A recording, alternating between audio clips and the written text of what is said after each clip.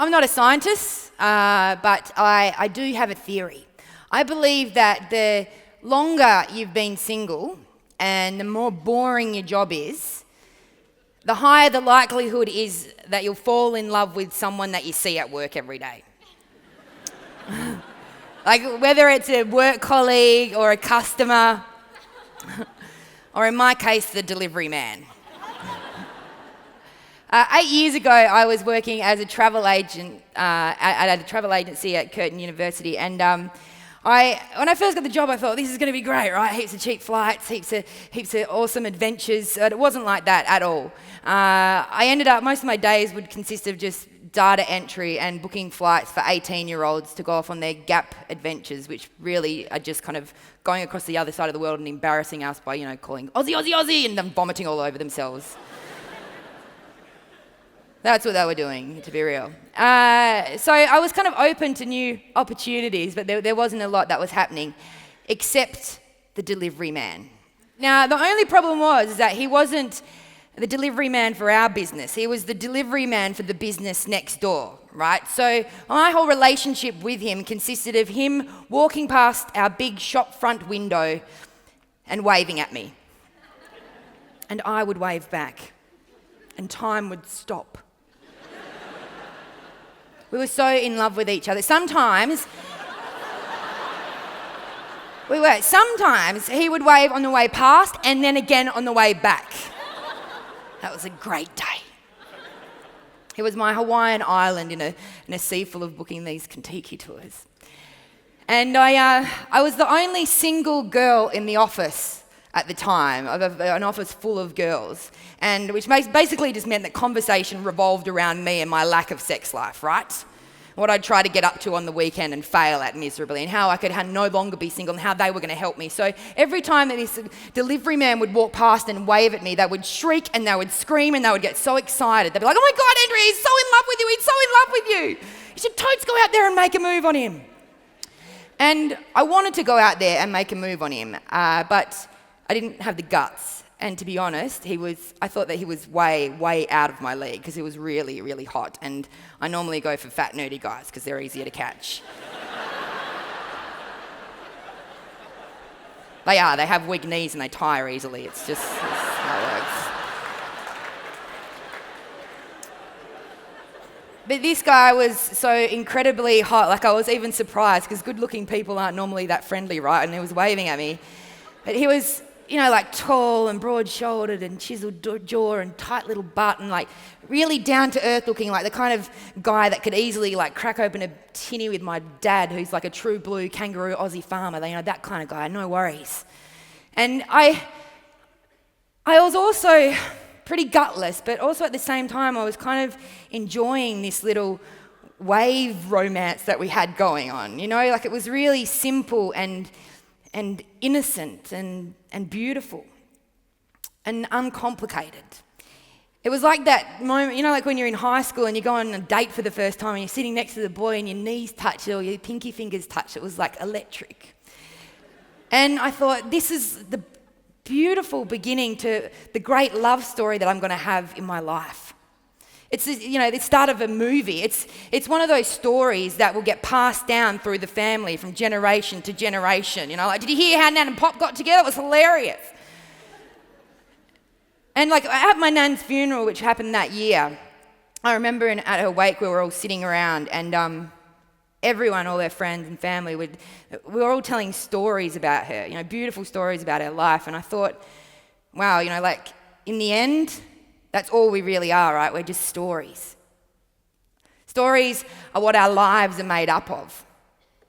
Stories are how we remember people, and stories make us feel a little less alone in the world. But a story ain't a story unless something happens, right? And after 18 months of this wave routine, I was getting a bit antsy, and something had to happen. And it was going to have to be something that I did. And so I decided to do something quite big. I decided to quit my job, not because I had another job to go to, but because I would be forced to finally make a move on this guy that I'd been crushing on for the last 18 months. and I'm good with deadlines, so I had to do it before my last day. So I told the girls at work, and they were so excited, not about the quitting bit, but about this thing that I was going to do to this guy. And they started giving me suggestions of like how I could pick him up. Like, you should totally go out there, Andrew, and just go like, oh, nice package, mate. Like, I was like, leave the comedy to me. No, thanks. And I also, I really wanted to stick with this like non-verbal communication that we'd already developed. I didn't want to go in there full force. And I was going through this stage where I was really addicted to Bob Dylan, and I loved his music video, Subterranean Homesick Blues, where he shows the lyrics to his songs with these cards. And I thought, that's what I'm going to do. That's what I'm going to do. I'm going to write love notes on cards, and I'm going to stalk him in the shop front window when he walks past on my last day. So creative. And so on my second last day, I go home past the shops and I buy all these coloured cards and I take them home and I write on them with big black texter. And then I see that my handwriting is really messy, so I get my housemate to do it, who's a graphic designer, because for some reason, I think when the delivery man sees that I've got messy handwriting, it'll be like, no deal. And so I take them to work with me on my last day and I show the girls and they're well impressed. They can't believe how much effort I've put in, actually. And I say to them, like, I wouldn't do anything less for the love of my life. Come on, ladies. And we're all working away that morning. I'm typing away at my computer. And anyone that's walking past the shop front, we're all, like, giddy with excitement. So we're looking up at them. And 11:30 passes, and that's the time that he normally comes in. And I start to get a bit nervous. I start freaking out because I'm like, I don't want to have to come in on Monday and do this unpaid.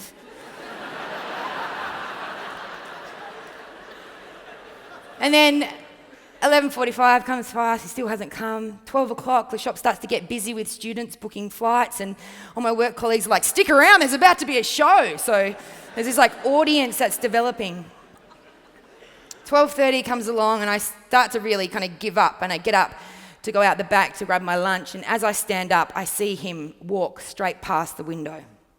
And Shaz, my work colleague, starts panicking like, oh my God, you've missed him, Andrew, you've missed him.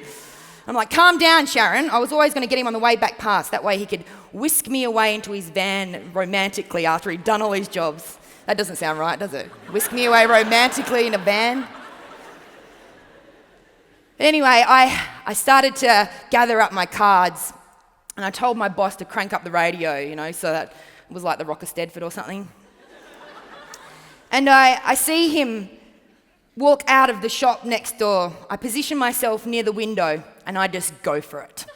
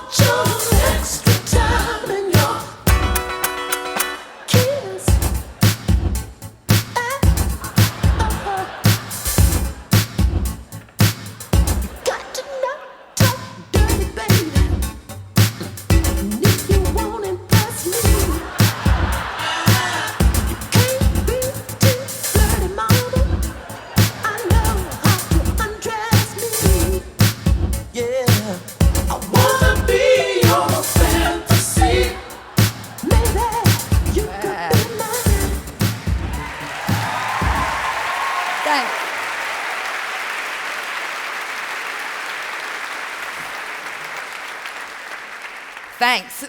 I'm glad you guys appreciated it because he didn't. He didn't even get to see half the cards, right? Because I got to the card that said, do you have a girlfriend? And he had a girlfriend. And I didn't have a plan B. I didn't know what to do. I was so embarrassed, and everyone that had been cheering me on throughout the whole routine was suddenly just looking at their computers, walking away. And I was so embarrassed and shocked that I just put my head behind the card, and I wanted the floor to open up and just engulf me, but science, that doesn't happen. But I tried to get it to happen by putting my head against the window and just sliding down the glass. I was squatting on the ground and I was looking up at him just thinking, just walk away, mate, just walk away. But he didn't, and Shaz goes, oh, he's coming in. And he came into the shop and I'm standing there red-faced and he walks up to me and he's like, what's your last days? And I'm like, yeah, mate. And he gives me a hug, which feels really nice, right? But not that nice because it's like just one of those horrible sympathy hugs, like, you'll be right, mate, you'll be right. And I work away that afternoon, all embarrassed, and the girls are saying, you're right, and I'm like, yeah, I'm totally fine. Do that all the time. Try to pick up guys with cards, and like, I'm pretty upset. I get home and I kind of have a little bit of a cry. I'm thinking to myself, like, who does that? Like, how did I even think that I could get away with that? Like, life just doesn't happen like that, But I think, stuff it. At least I brought a little bit of joy into his life.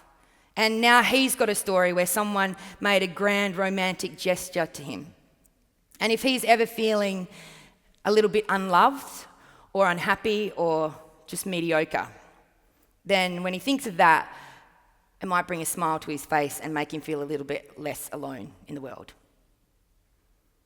We can't always choose the stories that we have in our lives, but if we take a risk and we show that we're human and vulnerable, then that's where the best stories lie. Cheers.